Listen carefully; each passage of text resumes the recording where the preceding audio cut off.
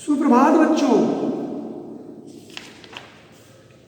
तो आज से मैं पुनः आपको आपकी विषय वस्तु हिंदी पाठ्य पुस्तक की ओर ले चलता हूँ, क्योंकि बहुत दिन हो गए। विगत एक लंबे समय से मैं आपको व्याकरण पढ़ाता आया हूँ। ये मेरी भावना भी थी कि व्याकरण में आप लोग कमज़ोर हैं, क्यों न व्याकरण पर विशेष बल दूँ ताकि व्याकरण आप लोगों का स्ट्रॉन्ग हो। क्योंकि पुस्तक में भी व्याकरण ही होता है, प्रश्न उत्तर जो भी होता है, व्याकरण से आप छुटकारा पाने वाले नहीं हैं। जो व्यक्ति हिंदी पढ़ना चाहता है, हिंदी में अच्छा करना चाहता है, उसे व्याकरण पढ़ना ही होगा। व्याकरण की हर बात को, हर चैप्टर को समझना ही होगा। तो चलिए आइए, 5 तक तो मैं पढ़ा ही दिया था, उसकी परीक्षा भी आपकी हो गई, रिजल्ट भी आउट हो गए। आज मैं आपको पाठ 6 पढ़ाने जा रहा हूँ, हार की जीत। हार की जीत। हार कर भी जीतने वाले को हार की जीत कहते हैं। इसको लिखने वाले लेखक सुदर्शन जी हैं। इन्होंने इस कहानी को लिखकर हमें एक बहुत बड़ी प्रेरणा देने की कोशिश की है। और कोई भी कहानी या कविताएं होती हैं, पढ़ने के तो आप पढ़ लेते हो, लेकिन उससे तुम्हें क्या प्रेरणा मिलती है, यही तुम नहीं समझ पाते हो और न इस पर तुम अमल करते हो।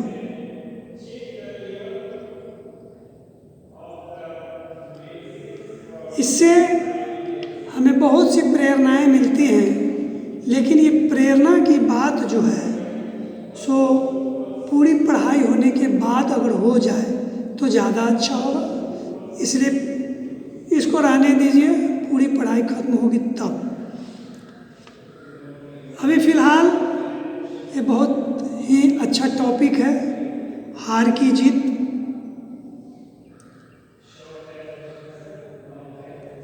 इसमें यह कहानी कैसी है? हृदय को परिवर्तित करने की यह कहानी है। किसी के व्यवहार से किसी के दिल में परिवर्तन आ जाए, यह कितनी बड़ी बात है। तो यह जो है ना, हृदय परिवर्तन की कहानी है। जैसा कि तुम जानता ही होगा, खड़ग सिंह, किसी में हिम्मत थी कि खड़ग सिंह से उस समय में कोई तुतुमे में भी कर लेता। और प्राण का जो जिगर का टुकड़ा कहते हैं, महाभारती का वो घोड़ा था, जिसको प्राण से भी ज़्यादा वो मानते थे। वो घोड़ा एक दिन बाई फोर्स लिए खड़ग सिंह के हाथों में चला जाता है। खड़ग सिंह से लोहा लेने की क्षमता बाबा भारती में नहीं थी। बाबा भारती अपने सात्विक गुण धर्मों से, अपने उदार विचारधाराओं से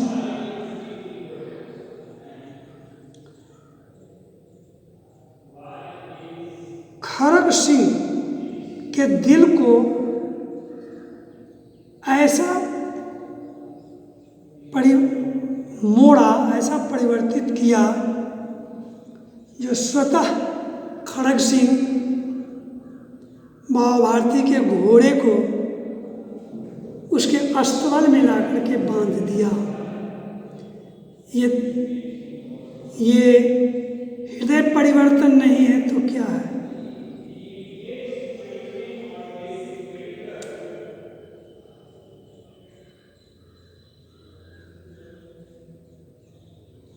माँ को अपने बेटे और देखो, ये तो मैं पहले भी पढ़ाया था, क्यों ना इस कहानी को ही मैं एक बार पुनः खुद कहानी बोल दूं। तो कवि सुदर्शन जी लिखते हैं कि जिस प्रकार माँ को अपने बेटे को देखकर आनंद की अनुभूति होती है, उसी प्रकार जिस प्रकार किसान को अपने लहलहाते खेत देखकर खुशी होती है, ठीक उसी प्रकार बाबा भारती को भी अपना घोड़ा देखकर मन में काफ़ी प्रसन्नता होती थी, मन उसका गदगद हो जाता था। तब है जो उसके प्रति वह समर्पित भी था, क्योंकि सवेरे उठ करके अपना भागवत भजन और कर लेता था, और खाना पीना खाने के बाद जो समय बचता घोड़े की सेवा में ही लगा देता था। प्रॉपर केयर करने के कारण घोड़ा बड़ा ही सुंदर हो गया और बड़ा ही बलवान भी था। ऐसा जोड़ा घोड़ा उस पूरे इलाके में कहीं नहीं था। बाबा भारती उसका नाम सुल्तान रख दिए थे और सुल्तान कह करके उसे पुकारते थे। अपने हाथों से उसका सारा काम करते थे, सफाई से लेकर के देख रेख।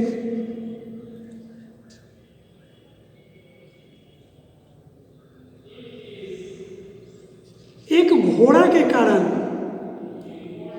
रुपए पैसे जमीन जायदाद सबको ये बाबा भारती छोड़ दिए थे,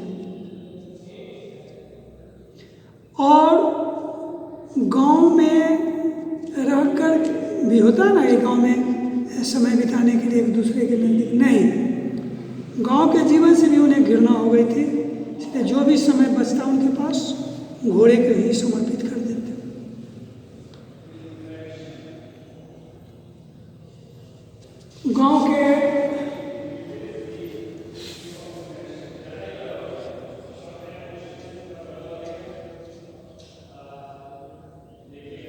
गांव से बाहर एक छोटा सा मंदिर था, वहीं वो भजन कीर्तन किया करते थे।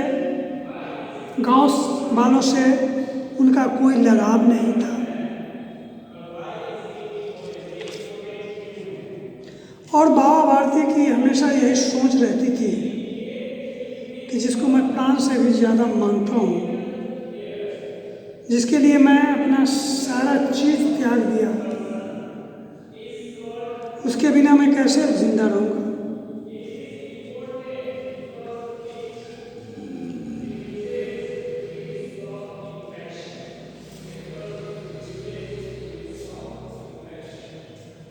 खड़ग सिंह उस इलाके का प्रसिद्ध डाकू था। केवल नाम ही सुनकर लोग कांप उठते थे।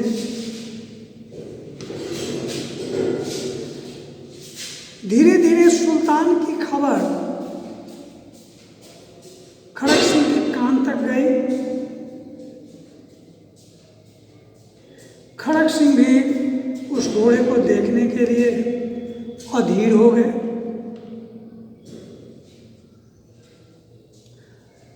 एक दिन वह समय निकाल करके बाबा भारती के पास पहुंचा और नमस्कार करके बैठ गया। बाबा भारती देखा कि खड़ग सिंह मेरे दरवाजा पर आया है, उसका तो समझो कि हालत खराब हो गया, लेकिन उसके पास तो कुछ था ही नहीं धन दौलत, ताकि उसको डर हो। कहा कि कहो खड़ग सिंह क्या हाल है जी? खड़ग सिंह ने सिर झुकाकर उत्तर दिया कि आपकी कृपा से सब ठीक है। कहा कि तो कौन है, इधर कैसे आना हुआ है?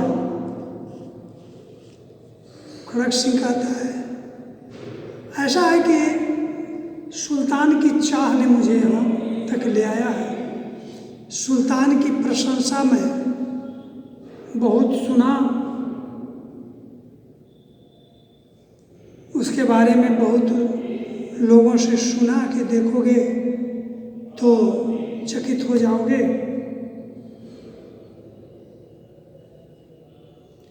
तो इसी उद्देश्य से आया हूँ आपका घोड़ा देखने।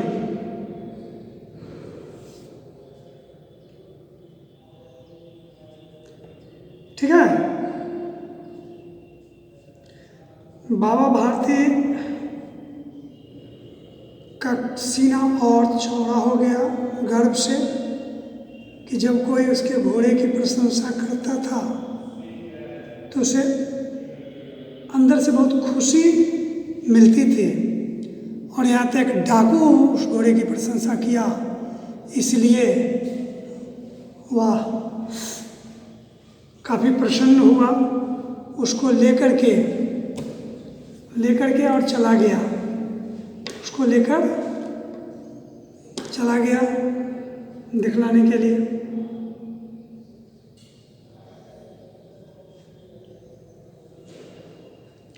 तो बाबा भारती ने घोड़े को दिखाया गर्व से,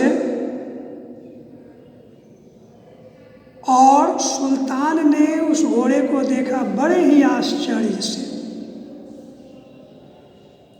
बाबा भारती ने घोड़े को दिखाया बड़े गर्व से, और सुल्तान ने उस घोड़े को देखा बड़े आश्चर्य से। इस पंक्ति पर ज़्यादा फोकस करने की आवश्यकता है।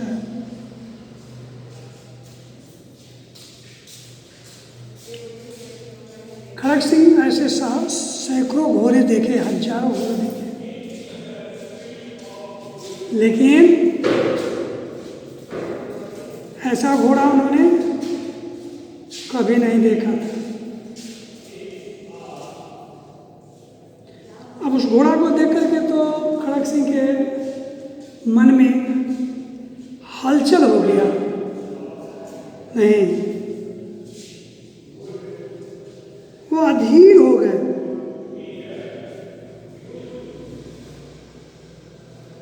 बाबा भारती बोले कि तो ऊपर से ना कहो, घोड़े को देखे हो, और थोड़ा घोड़ा पर चढ़ लो, चढ़ने के बाद इसकी चाल देखना।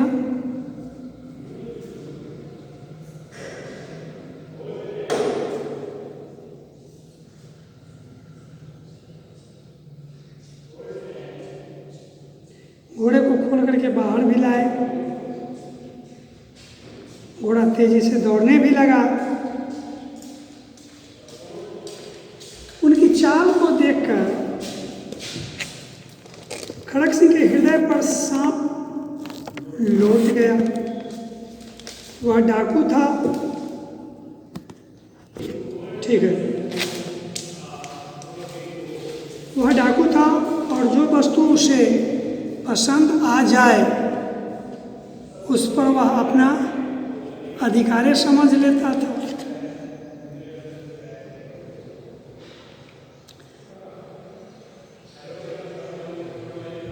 उस घोड़े पर तो चढ़ करके उस समय नहीं देखा, लेकिन बाबा भारती को इतना थ्रेटनिंग दे दिया कि बाबा यह घोड़ा मेरे लायक है, आपके पास यह घोड़ा मैं नहीं रहने दूंगा। उनकी बात सुन करके तो बाबा भारती को इतना डर हो गया, न आँख में नींद, न भूख लगती थी। अब बेचारे चाह करके भी कुछ नहीं कर सकते थे, लेकिन यह सोचकर कि यह घोड़ा अब किसी दिन हमारे आँख से सदा के लिए ओझल हो जाएगा, इस उद्देश्य से वह सारा समय उस घोड़े के पास ही देना शुरू कर दिया। घोड़े को वह हमेशा निहारते रहता था, खाना पीना छोड़कर। रात में भी वो घोड़े के ही अस्तबल में रहा करता था। लेकिन धीरे धीरे जब कुछ समय बीता और उनका घोड़ा नहीं ले गया, तो खड़ग सिंह को ऐसा लगा कि ये सब बात झूठ बोला है वो। अब जब ले जाना होता तो इतना दिन पहले ये ले गया होता, लेकिन आज तक नहीं ले गया है। वो डराने के लिए मुझे बोला, इसीलिए अब वो नहीं ले जाएगा। एक दिन की बात है, संध्या का समय था।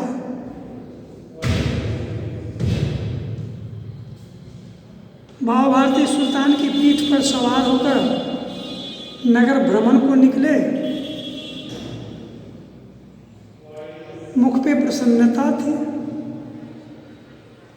कभी घोड़े के शरीर को देखते, कभी उनके अंग, और ये देखकर मानो अपने आप को काफी प्रसन्न होते थे, फूला नहीं समाते थे।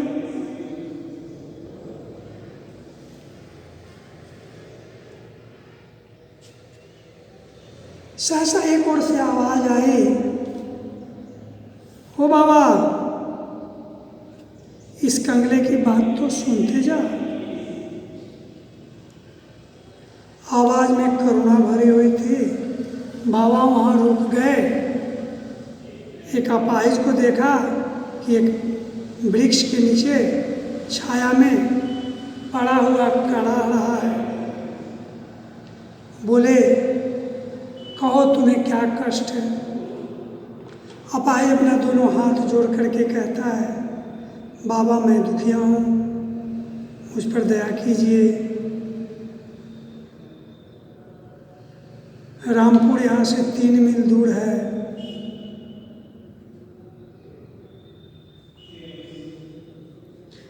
इसलिए मुझे रामपुर जाना है। शाम होती जा रही है, अंधेरा होता जा रहा है। कैसे मैं जाऊंगा 3 मील दूर? तो फिर बाबा पूछते हैं, तुम्हें वहाँ तुम्हारा कौन है?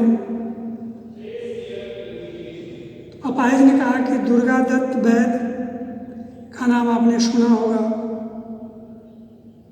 वो मेरा सौतेला भाई है।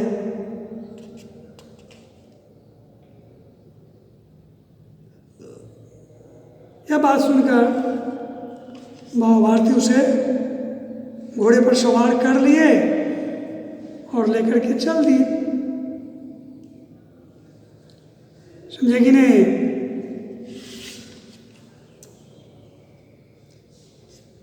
धीरे धीरे घोड़े के पीठ पर बैठा करके चलने लगे। सहसा एक झटका लगी और घोड़े का लगाम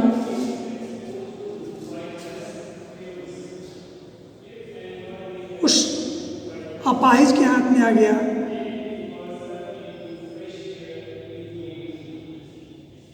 इस बात से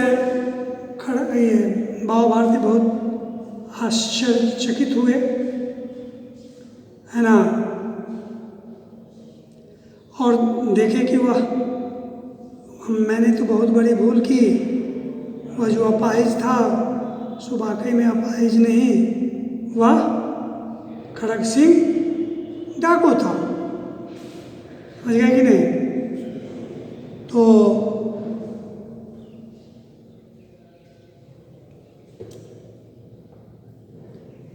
बाबा भारती किंग कर्तव्य विमूढ़ हो गए। सोचने लगे कि अब मैं क्या करूं।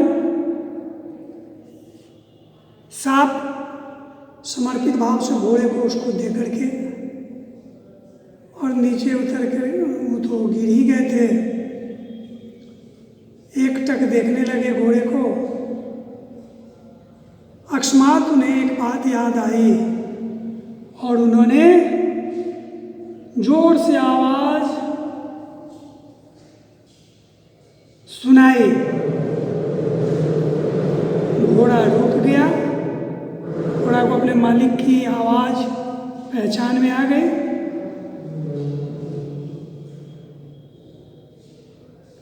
है कि नहीं?